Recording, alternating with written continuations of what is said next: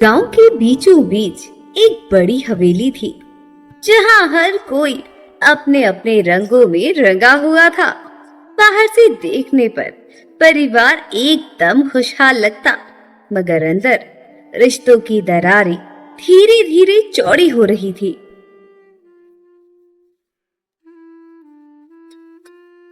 हे भगवान, मेरा घर हमेशा सुखी रहे।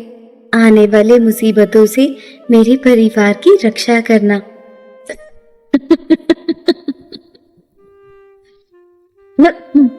वाह भाभी, बढ़िया। पूजा पाठ कर लोगी तो सब सुखी हो जाएंगे। अरे, भगवान की भक्ति जरूर करनी चाहिए, लेकिन सिर्फ भगवान भरोसे मत रहना। खाना पीना छोड़कर मेहनत और जिम्मेदारियों को भूलकर अगर सिर्फ पूजा पाठ में ही लगी रहेंगी तो घर कैसे चलेगा। भगवान भी उसी की मदद करते हैं जो खुद मेहनत करता है। पूजा के साथ साथ घर गृहस्थी पर भी ध्यान देना जरूरी है। रीना, मैं तो बस मन की शांति के लिए करती हूँ, बाकी काम भी पूरे कर लूंगी। मन की शांति? भाभी जी को दिखावा। सब जानते हैं तुम कितनी बड़ी साध्वी हो। अरे, इतनी सुबह सुबह घर में खिचखिच। बहू, घर में शांति रखो, यही तेरी जिम्मेदारी है। जी बाबूजी। आरती सबका कहा चुपचाप सुन लेती थी, मगर यही चुप्पी धीरे धीरे उसके लिए भारी पड़ने वाली थी। रमेश खिड़की के पास बैठा गहरी सोच में डूबा है। उसका चेहरा गंभीर और आंखें कहीं दूर तक ताक रही हैं। तभी पीछे से धीरे धीरे आरती आती है। सुनिए, कल चौपाल पर सुना बाबूजी आपके लिए दूसरी शादी का सोच रहे हैं। क्या? ये कैसी बातें कर रही हो आरती? मुझे भी यकीन नहीं हो रहा, पर रीना ने ही कान में कहा। ये सब बकवास है। मेरी बीवी तुम हो, फिर ये दूसरी शादी कैसी? रमेश को पता नहीं था कि ये बकवास नहीं बल्कि आने वाले तूफान की आहट थी। मेरा बेटा रमेश बहुत सीधा है, उसे संभालने के लिए एक और बहू की जरूरत है। आरती कमजोर है, घर की बागडोर नहीं संभाल पा रही। धर्मपाल जी, मगर दूसरी शादी तो आरती के लिए अन्याय होगा। अन्याय? घर का नाम बड़ा है, इसे बचाने के लिए अगर दूसरी रानी लानी पड़ी तो लाएंगे। यही से शुरू हुआ खेल, घर की दूसरी रानी लाने का। अरे, आप तो रमेश जी है ना? आपके बारे में बहुत सुना है। जी, आप कौन? मैं राधा, शहर से आई हूँ। पिताजी का काम देख रही हूँ। राधा की मुस्कान रमेश के मन को भले न डिगा पाई, लेकिन उसके ससुर की नजरें उसी वक्त ठहर गई। जब बाजार में उन्होंने राधा को रमेश के साथ देखा तो ससुर जी को लगा कि बस आरती की जगह इसे ही दे दूं। वे घर पर आते हैं और घर में राधा की चर्चा करने लगते हैं। राधा, जो रामू चाचा के घर के बगल में रहती है, वही ना? हाँ, वही। वो तो बहुत सुंदर है और मैंने देखा है वो बहुत कामकाज करने वाली भी है। हमारी आरती की तरह कामचोर नहीं है। अगर वो घर में आ जाए तो घर सच में संवर जाएगा। आज से राधा हमारे घर की बहू होगी, रमेश की दूसरी पत्नी। बाबूजी, ये क्या अन्याय है मेरे साथ। आप जो कहते हैं मैं वही करती हूँ। रीता दीदी का भी हर हुक्म मानती हूँ। घर का सारा काम समय से पहले ही खत्म कर लेती हूँ। उन्हें भी मुझसे कोई शिकायत नहीं है। फिर ये सब क्यों बाबूजी? ऐसा मेरे साथ मत कीजिए बाबूजी। अन्याय नहीं, घर की इज्जत का सवाल है। बाबूजी, ये तो जबरदस्ती है। मैं आरती के साथ खुश हूँ। मैं दूसरी शादी नहीं करूँगा, चाहे मेरी जान ही क्यों न चली जाए। लेकिन मेरी भी जिद है, मैं तुम्हारी शादी राधा से करवा कर ही रहूँगा। ना भैया, आरती भाभी से तो वो बहुत अच्छी है। रीता, तुम अपने काम से काम रखो, अपना घर तो बसाना नहीं है। चली हो दूसरे का घर उजाड़ने। ठीक है, तू राधा से शादी नहीं करेगा ना? नहीं, ठीक है, फिर मैं भी तब तक अन्न का एक दाना अपने मुंह में नहीं डालूंगा जब तक तू मान नहीं जाता। पूरे 2 दिन हो गए बाबूजी ने कुछ नहीं खाया। अब धीरे धीरे उनकी तबीयत बिगड़ने लगी और एक दिन, सुनिए जी, जल्दी सुनिए। क्या हुआ? बाबूजी बाबूजी आंखें नहीं खोल रहे। क्या? रमेश बाबूजी के कमरे में जाता है और आनंद फानन में पास के ही डॉक्टर को बुलाकर दिखाता है। डॉक्टर साहब, मेरे बाबूजी को क्या हुआ है? कुछ नहीं, बस कमजोरी की वजह से चक्कर आ गया है और ये बेहोश हो गए हैं।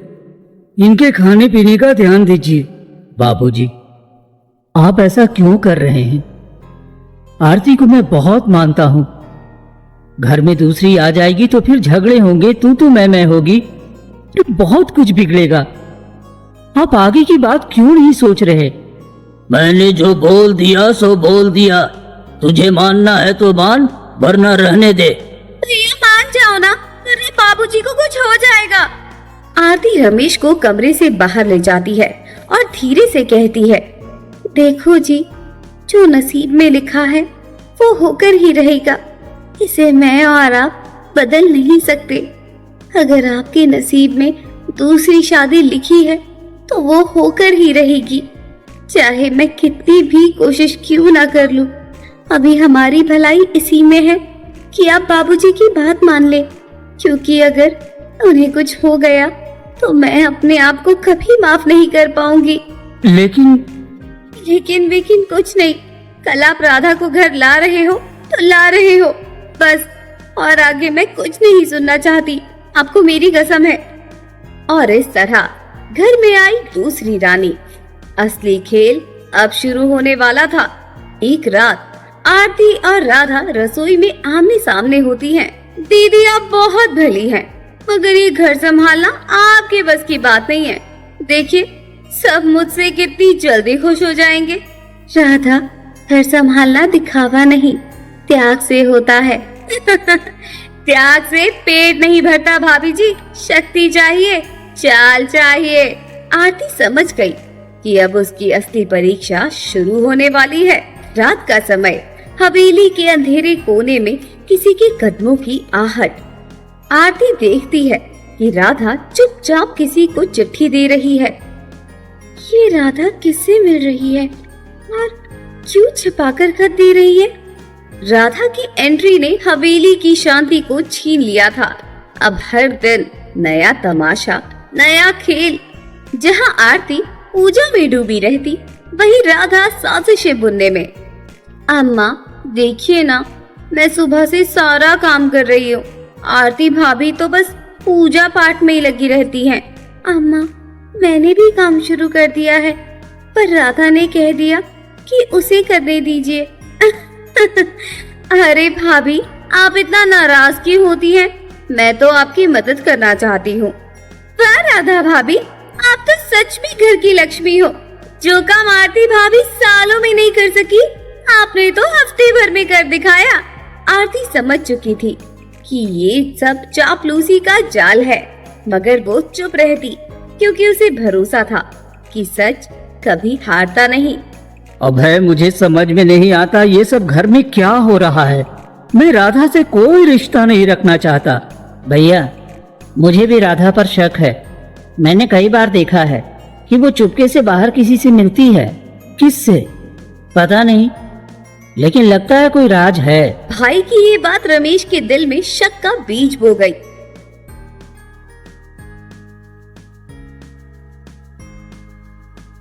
योजना सफल हो रही है। जल्दी ही हवेली पर हमारा अधिकार होगा। घर के आंगन में ससुर और जेठानी सुनीता धीमी आवाज में आपस में बातें कर रहे हैं।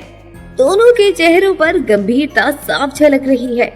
उन्हें अंदाजा नहीं है कि खंबे के पीछे राधा चुपके से खड़ी सब कुछ सुन रही है। उसकी आंखों में एक रहस्यमयी चमक है और वो पूरी सावधानी से उनके शब्दों पर ध्यान लगाए हुए है। बाबूजी, मुझे लगता है आरती अब इस घर के लायक नहीं रही। राधा ही असली बहू है। सही कह रही हो, आरती बहुत कमजोर है। इस घर को अब मजबूत हाथों की जरूरत है। यही तो मैं चाहती थी। धीरे धीरे सब मेरे पक्ष में हो जाएंगे। राधा के मीठे बोल और चालाकी ने घर के बड़े बुजुर्गों को अपने पक्ष में करना शुरू कर दिया था। राधा सच सच बताओ, तुम किससे मिलती हो रात को? आपको शक है मुझ पर? मैं तो बस मंदिर जाती हूँ भगवान से प्रार्थना करने। अगर ऐसा है तो अगली बार मैं खुद देखूंगा। रमेश को राधा की आंखों में सच्चाई नहीं दिखती और उसका शक और गहरा होने लगा। रात को अभय और आरती चुपचाप राधा का पीछा करते हैं। राधा हवेली से निकलकर तालाब किनारे जाती है। वहाँ एक अजनबी आदमी उसका इंतजार कर रहा है। राधा, अब वक्त आ गया है। रमेश को अपने काबू में करो, वरना पूरी योजना बिगड़ जाएगी। सब तो मेरे चंगुल में आ गए हैं, लेकिन ये रमेश अभी तक मेरे काबू से बाहर है। कितने दिन हो गए हैं तुम्हें, लेकिन तुम कुछ भी नहीं कर पाई। अगर कुछ नहीं किया होता ना, तो घर के इतने लोग ऐसे ही मेरे साथ हैं क्या? जल्दी से अपना काम खत्म करो, हम लोग अपने मकसद से यहाँ आए हैं। तुम चिंता मत करो, जल्दी ही हमारी बंद किस्मत खुल जाएगी। ये हवेली जल्दी ही हमारी होगी। भाभी, अब साफ है, राधा कोई बड़ी साजिश रच रही है। हाँ भाई, लेकिन हमें सबूत चाहिए। बिना सबूत के कोई विश्वास नहीं करेगा। अगले दिन घर में पंडित जी आते हैं।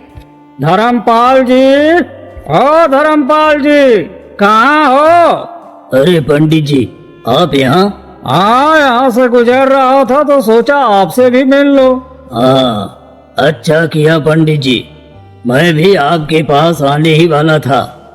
बहुत दिनों से अपने घर की दशा आपसे नहीं जानी थी, तो सोचा कि आपसे मिलकर अपने परिवार के लिए पूछ लूं। अरे धर्मपाल जी, आपके घर की दशा ठीक नहीं है।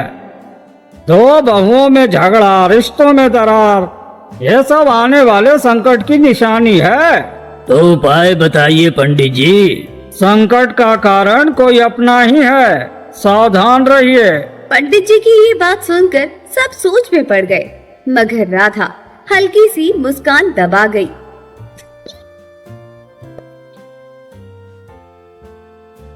आरती, तू ना होती तो आज अनर्थ हो जाता। ये औरत हर बार हीरोइन बन जाती है। आरती ने अपने कर्मों से सबका दिल जीतने की कोशिश की, लेकिन राधा उसे बार बार गिराने का जाल बुन रही थी। रमेश को दरवाजे पर वही अजनबी आदमी दिखाई देता है। छिपकर सुनता है। राधा, अगर तुमने अब काम पूरा नहीं किया ना, तो मैं सब राज खोल दूंगा। ओ भगवान, ये सच क्या है? राधा आखिर छुपा क्या रही है? अब रमेश का शक यकीन में बदल रहा था, लेकिन अभी भी वो राज पूरी तरह सामने नहीं था। रमेश एकदम से अपने घर वालों के सामने उस पर कोई भी इल्जाम नहीं लगा सकता था, क्योंकि घर वाले राधा को बहुत मानते थे और रमेश के पास कोई सबूत नहीं था। लोग कहते हैं जो भी राधा से जुड़ा है वो हमेशा किसी न किसी राज में फंसा रहता है। आरती को ये सब पहले से पता था। राधा की हंसी में भी नकलीपन था और उसकी चालाक आंखें हर किसी को भांप लेती थी। हवेली के आंगन में राधा खड़ी तालाब की ओर देख रही है। सब मेरे जाल में फंस गए हैं, लेकिन रमेश अभी भी मेरे काबू से बाहर है। अगर उसे अपने हाथ में नहीं लिया ना, तो हवेली पर कब्जा अधूरा रह जाएगा। राधा, जल्दी करो, रमेश को अपने वश में करो। हमारी योजना फेल नहीं होनी चाहिए। मैंने कोशिश की है, लेकिन वो आरती के मुंह में बंधा हुआ है। अगर हवेली पर हमारा कब्जा नहीं हुआ तो मेरा अतीत सबके सामने आ जाएगा। अब सब छिप नहीं सकेगा। अभय और मैं सब देख रहे हैं, कोई भी राज राज नहीं रह जाएगा। रमेश को कई दिनों से कुछ अजीब सा लग रहा था। राधा की मुस्कान में नकलीपन था। उसका व्यवहार भी हर दिन में बदलता जा रहा था। राधा के आंसू नकली हैं। अगर सच सामने नहीं आया तो मैं इस हवेली का और नुकसान नहीं होने दूंगा। आज ही सबको सच बताना होगा। रात हवेली का आंगन। रमेश सबको बुलाता है। राधा की आंखों में डर है। आज इस घर में सच बाहर आएगा। राधा, बताओ, कौन है वो आदमी जिसे तुम तालाब के किनारे मिलती हो। आप मुझे शक की नजरों से देख रहे हैं। वो भाई है मेरा, मुझसे बस हालचाल पूछने आता है। हाँ भैया, राधा सच कह रही होगी, भला वो झूठ क्यों बोलेगी? लेकिन मैंने तो खुद देखा है, वो चिट्ठी में हवेली पर कब्जा करने की बात कर रहा था। आरती, तो फिर वही झूठा आरोप। तू बस राधा को बदनाम करना चाहती है। रमेश का दिल कह रहा था कि राधा के आंसू नकली हैं। अगली रात अभय और आरती छुपकर राधा का पीछा करते हैं। तालाब किनारे वही अजनबी खड़ा है। राधा पास जाती है। राधा, जल्दी करो, रमेश को अपने वश में करो। हमारी योजना फेल नहीं होनी चाहिए। मैंने कोशिश की है, लेकिन वो आरती के मुंह में बंधा हुआ है। अगर हवेली पर हमारा कब्जा न हुआ तो तेरा अतीत सबके सामने आ जाएगा। अब सच छिप नहीं सकेगा, सब सामने आएगा। हम तैयार हैं। रमेश ने तय किया कि अगले दिन पूरे गांव के सामने सच सामने लाएगा। उसने अभय और आरती को समझाया कि सबूत जुटाकर रिकॉर्डिंग चलानी है। कल मैं पूरे गांव के सामने सच रखूंगा। राधा की नकली चेहरे की हकीकत सबके सामने आएगी। हम तैयार हैं, अब कोई बहाना नहीं चलेगा। अगले दिन हवेली का आंगन गांव वालों से भर गया। आज मैं अपने घर का सच सबके सामने रखूंगा। सब सुनो और देखो।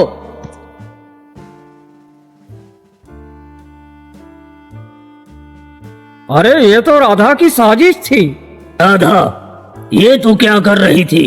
नहीं, ये सब झूठ है। अजनबी को पकड़कर जज ताश के सामने लाया जाता है। हाँ, मैं ही राधा का साथी हूँ। हम हवेली पर कब्जा करना चाहते थे। राधा का मकसद सिर्फ धन और शान था। राधा रोते हुए ससुर के पैरों में गिर जाती है। बाबूजी, बाबूजी, मुझसे गलती हो गई। लालच ने मुझे अंधा बना दिया था। मुझे माफ कर दीजिए बाबूजी। तूने हमारे घर की नींव हिलाने की कोशिश की। तू इस घर की हवेली में रहने लायक नहीं। ननद रीना और जेठानी सुनीता शर्मिंदा होकर सिर झुका लेती हैं। आरती भाभी, हमसे गलती हुई है। हमने आपका अपमान किया है। गलती हर किसी से होती है। सच्चाई देर सबेर सामने आ ही जाती है। आरती ने साबित कर दिखाया कि सच्चाई और त्याग की ताकत सबसे बड़ी है। बहू आरती, हमने तुझे कमजोर समझा, मगर तू ही घर की असली रानी है। हाँ बेटा, तूने ही इस घर को टूटने से बचाया है। आज मुझे गर्व है कि तुम मेरी पत्नी हो। तुम जैसी पत्नी ही परिवार की असली ढाल होती है। गांव की पंचायत फैसला देती है कि राधा अपने मायके लौट जाएगी। अजनबी को गांव से बाहर निकाल दिया जाता है। काश मैंने आरती की तरह धैर्य और सच्चाई का रास्ता चुना होता। घर तभी मजबूत रहता है जब उसमें प्यार, भरोसा और सतर्कता हो। चालाकी और लालच कभी सफल नहीं होते। हमारी समझदारी और एकता ही हमें सुरक्षित रख सकती है। हवेली में अब हमेशा के लिए शांति और सुरक्षा थी।